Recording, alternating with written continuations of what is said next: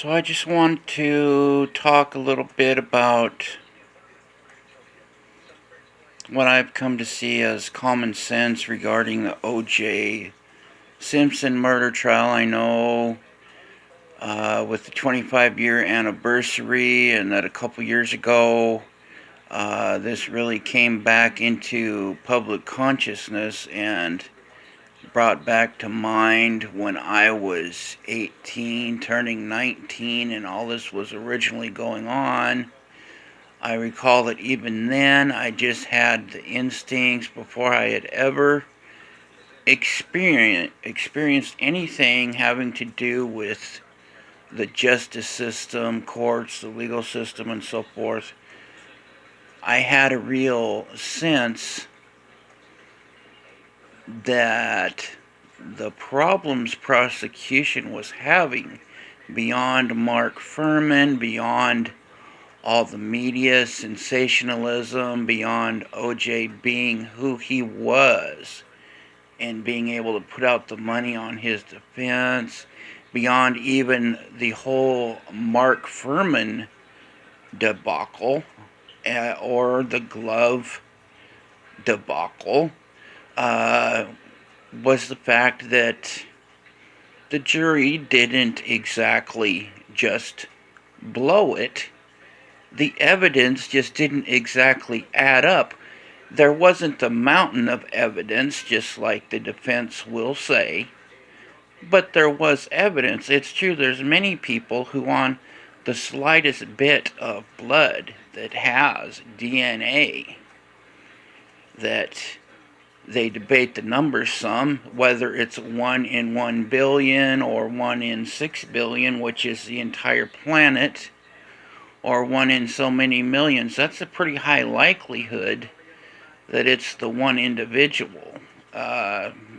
DNA, just any amount of DNA, any amount of blood, one little drop convicts a lot of people, a lot of people doing long sentences, life or death row. And there wasn't a lot of blood in this case, considering the amount of blood at the actual Bundy scene, considering them both stabbed so many times, 20, 30 some times, their throats slashed wide open in like what is referred to as the Colombian necktie, which there's a lot more to say about that. And the fact that Glenn Rogers and others, like the Bill Waz and whoever would have been running with the groups of people that those folks would have been involved with, were associated with what's called the Dixie Mafia, which is what it sounds like, a southern, somewhat white supremacist oriented, not white supremacist, but white folks down south that always have some of that bent, but their organization isn't actually about that. And it's just a mafia, so they have people that will handle killings, and Glenn is supposedly, before the serial killings with the women, had handled things for the Dixie Mafia and had killed folks in that very same way. So that's another thing to point out, is the way they were killed, at least the most part, is the final killing with the throat slashes and them being so deep that you could call them a Colombian necktie, points to someone who'd done it before, most likely did it again afterwards, and had done it under the guise of, doing it professionally in the past. Not someone like O.J. or even Jason, who just did it in a rage or a half premeditated, as in O.J. being upset and mad and going there, but then ending up doing it in a rage because the prosecution tried to paint it as both premeditated and a rage. Another thing where the evidence didn't add up. But the evidence just did not add up.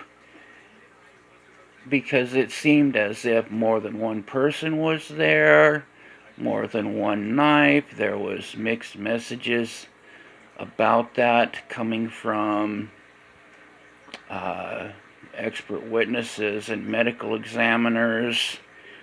And it was just, the evidence didn't add up to the exact theory of how the murders occurred that the prosecution was portraying. Now, O.J. could have been perhaps represented as having been guilty of those deaths with the evidence available against him, with a little bit different explanation as to how they occurred, perhaps. But the evidence just was not entirely adding up and making sense with the theory the prosecution stuck to as to how it occurred. I understand that pretty late in the case, the prosecutors actually all got together and discussed bringing at that late date changes and pursuing the case from the angle that there actually was another person either with O.J. Or that also popped in at the wrong time on the scene, or what have you, that there was another person or more than one. But it was at such a late date, it seems that would obviously just cause a mistrial. They would have to do it all over again, and it was such a big media sensation that was something they just could not bring themselves to commit to doing, and they just went forward as they were, and it didn't work out for them, like we all know. I'm going to piece together some of my good points that I have. You know, I've watched the run of his life. I think it was 6 parts, with, I guess, the 20-year anniversary with John Travolta playing Robert Shapiro and all the others. I thought the gentleman that played Johnny Cochran was great. Also, the young guy that played Christopher Darden was outstanding and was very much similar to Darden in his likeness and his mannerisms and so forth. I thought he was outstanding also. But I'm going to piece together some of my facts. You know, I've read Mike Gilbert's book, who was one of O.J.'s managers and handlers type of person. He handled, at the time he was handling Marcus Allen, and so, you know, he was an agent to a lot of big sports types and football players for a lot of years. I've read his book. I've read and looked into a lot of William Deere and tended to prescribe to his theory about Jason for a long time, and I think that either way, his work is outstanding in what he uncovered and is extremely relevant, and that it could even be that way, although I have another way that I bend even more so at this point. And these are all popular theories that are out there. The other one is Glenn Rogers, of course, is the most talked about. But I definitely prescribe to O.J. having been there, or more than one having been there. And that's one big reason I prescribed to Bill Deere's theory for a long time, and it still may very well be, is that not just O.J. having been there, more than one person, probably more than one knife, but that it made so much sense to me that he was actually there right after the fact. The locations are so close together, and it makes so much sense that Jason would, of course, once he slowed down and thought about and realized what had happened, his first instinct would be, Dad, my father, he will know what to do in this moment, and he is so close by. And OJ, his instinct wouldn't be to immediately contact the police. His first instinct would probably be wanting to know for sure what condition Nicole is in. And then his second instinct would be preserving not just Jason, but his reputation, his biggest thing. Everyone close to him agrees. His ego, his reputation, and his public persona, public image, and that is the cash cow. That is what brings in the money also for him and all those people, family and people hovering around within his circle that rely on him for that money coming in. One thing that is mentioned, but it's just not talked about as much as it should be, and never have I heard it discussed in the real serious way it should be, because it flat out means that OJ did not just flat kill them. If he was there during, very shortly after, any of that, then he's guilty of some things. And that's what I ultimately believe after I lay out my whole theory. But he did not kill probably either one himself, even though if, according to my theory of how it played out, he could be charged because of his involvement with one or both, that he did not kill them himself. And that's because of Ron Goldman being 25 years old, not 45 or 46 like OJ, being a health nut type of individual, being heavily involved in self-defense, and I believe also, I don't think he was a black belt or anything like that, but, he might have been, a brown belt or somewhere else along the spectrum in studying karate as part of his self-defense. But he was involved in self-defense, 25 years old, fit, about 6 foot, I believe, 6'1", 5'11 and a half.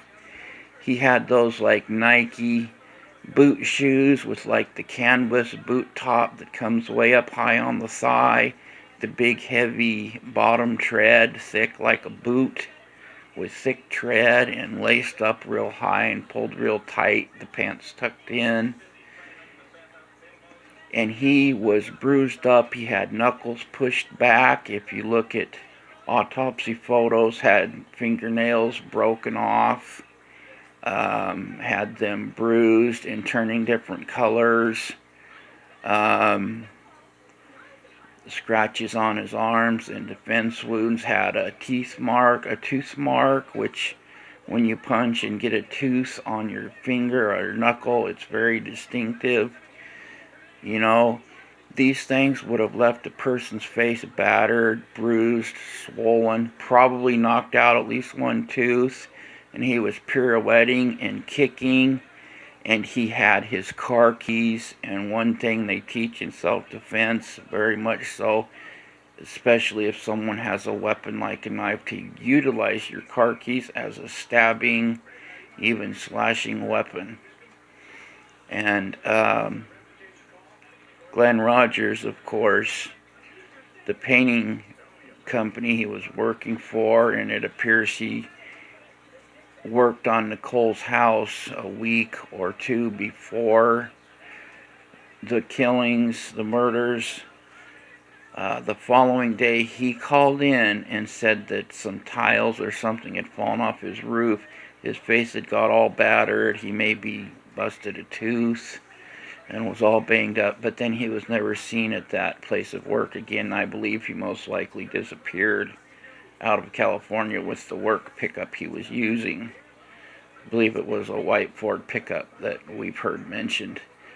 But anyway, I'll talk more. I'm going to watch the run of his life, some of the Bill Deere episodes about his Jason theory, and some other things and kind of piece together my thoughts on it and do something more comprehensive. I just wanted to talk about this first off, and that to me that is the most glaring of any one thing. And one other thing I am the most curious about and having a very difficult time finding and nailing anything down is this phone call that apparently both the defense and the prosecution, this phone bill that Nicole's parents, their phone bill, that the phone company did not want to release and can't be compelled by law to release, I believe, but the defense and the prosecution chose not to pursue that, to compel them to release it further, and made a stipulation. They stipulated to a particular time that the last call that her mother made to hear her alive, and I can't come up with any good reasons why the defense would agree, for one, maybe the prosecution, but why the defense would stipulate to a time without seeing that bill when it's thought that there was a call much later than the prosecution's theory. If it was late enough, it would completely clear OJ, no questions asked, period. 110%. But the not fighting with Ron Goldman, people have mentioned it, but they just don't go into the fact that it's utterly impossible.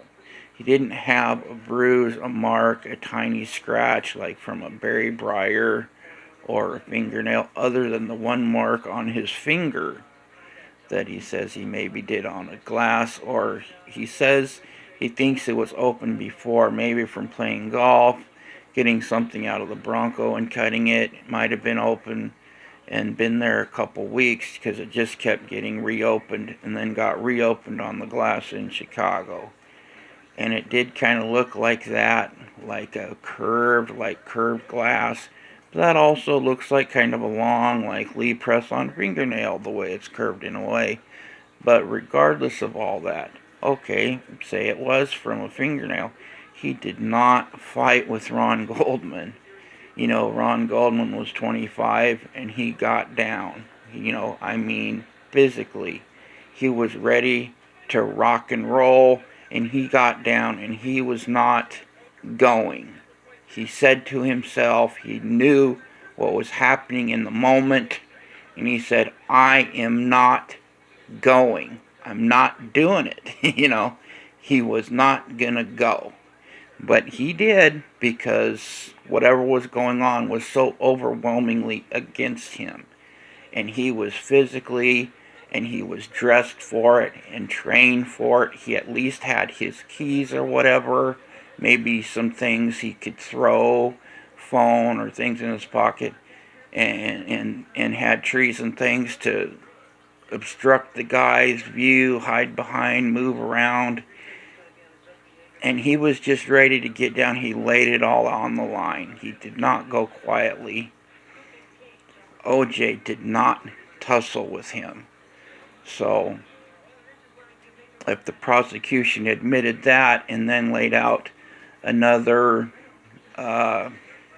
theory of how it happened that says, yes, OJ's still guilty of it all.